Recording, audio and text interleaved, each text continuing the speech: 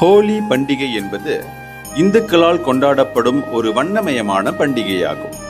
பனி காலத்திற்கு விடையளித்து வெயில் காலத்திற்கு வரவேற்பு வழங்கும் வசந்த காலத்தில் கொண்டாடப்படும் ஒரு பண்டிகையாகும். இன்று ஹோலி பண்டிகை கொண்டாடப்படுகிறது.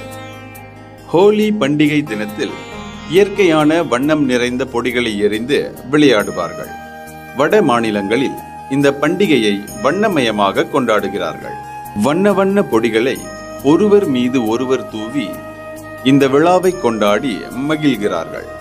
ஹோலி பண்டிகை அன்று ஒருவரையொருவர் சந்தித்து வாழ்த்துக்களை தெரிவித்து வண்ண வண்ண பொடிகளை தூவியும் திலகமிட்டும் மகிழ்ச்சியை வெளிப்படுத்துகின்றனர்.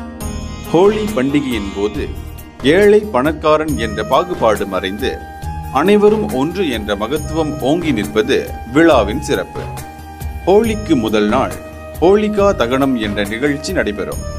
அன்றைய தினம் இரவு 8 மணிக்கு மேல் மரக்கட்டைகளை வைத்து எரியூட்டி அக்னி தேவனுக்கு தேங்காயுடன் தாம்பூலம் வைத்து இனிப்பு பண்டங்களுடன் பூஜை செய்யப்படுகிறது. இரண்யகசிபு அசுரர்களின் அரசன். இவனுக்கு பிரம்மா தந்த வரத்தால் இவனை யாராலும் கொல்ல முடியவில்லை.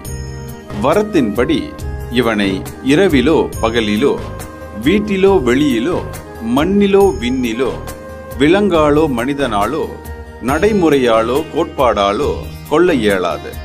இதனால் இவன் செருக்கு மிகுந்து வானகத்தையும் மண்ணகத்தையும் போரிட்டு வென்றான். எவரும் கடவுளை தொழாமல் தன்னை வழிபட வேண்டும் என ஆணையிட்டான். இருந்தாலும் இவனது மகன் பிரகலாதனோ திருமாலின் பக்தன். இரண்யகசிபு பல தடவை அச்சுறுத்தியும் பிரகலாதன் திருமாலை வழிபட்டு வந்தான். பிரகலாதனுக்கு நஞ்சூட்டினாலும் அது அவன் வாயில் தேனாகியது. யானைகளால் தாக்கிய போதும் காயமில்லாத காயத்தோடு விளங்கினான். பாம்புகளுக்கு இடையில் பசியோடு ஓர் அறையில் தனியாக அடைத்த போதும் உயிர் வாழ்ந்தான். தன் மகனை கொல்ல இரண்யகசிபு எடுத்த முயற்சிகள் யாவும் தோற்றன.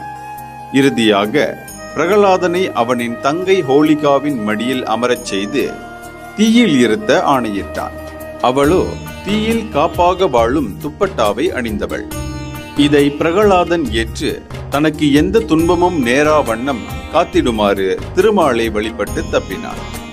தீப்பற்றி எரியத் தொடங்கியதும் தங்கையின் சால்வை பறந்து பிரகலாதனை மூடவே அவள் தீயில் மடிய பிரகலாதன் மட்டும் தப்பி பிழைத்த காட்சியைக் கண்டு மக்கள் வியந்தனர். ஹோலிகா எரிந்த நிகழ்வே ஹோலியாக கொண்டாடப்படுகிறது. இதற்கு பின் விஷ்ணு பகவான் பாதி மனிதம் பாதி சிங்கமாக நரசிங்க வடிவில் தோன்றி பகலோ இரவோ அல்லாத அந்தி இருட்டில் வீட்டிலோ வெளியிலோ அமையாத தாழ்வார படிகளில் அமர்ந்து இரண்யகசிபுவை மண்ணிலும் விண்ணிலும் இல்லாதபடி தன் மடியில் வைத்து கருவியும் கோட்பாடும் ஆகாத தன் விரல் நகங்களால் கிழித்துக் கொன்றார். ஹோலிகா தகனமானதை ஒட்டியும் பக்த பிரகலாதன் உயிர் பெற்றெழுந்த மகிழ்ச்சியையும் வெளிப்படுத்தும் வகையில் பக்தர்கள் ஹோலி ஹோலி என்று உற்சாக குரல் எழுப்புவார்கள். தேங்காயுடன் பூஜை செய்த இனிப்புகளையும் அக்னியில் போடுவார்கள். மறுநாள் மக்கள் ஒருவருக்கு ஒருவர் கலர் பொடிகளை தூவி மகிழ்ச்சியை வெளிப்படுத்துவர். இந்த பொடி காற்றில் உயர பறந்து தேவர்களையும் மகிழ்விப்பதாக ஐதீகம். ஹோலி பண்டிகை உருவானதற்கு மற்றொரு கதையும் சொல்லப்படுகின்றது. இக்கதை காதல் கடவுளான காமதேவனை பற்றியது.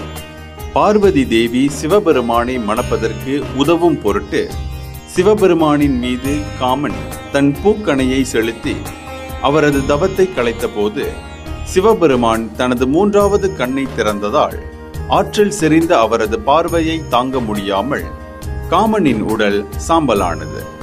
காமனின் மனைவி ரதியின் வேண்டுகோளுக்கிணங்க சிவபெருமான் அவரை உயிர்ப்பித்தார். இந்த நிகழ்வினை நினைவு கூறும் வகையிலேயே ஹோலி பெருந்தி விழா கொண்டாடப்படுவதாக நம்பப்படுகிறது.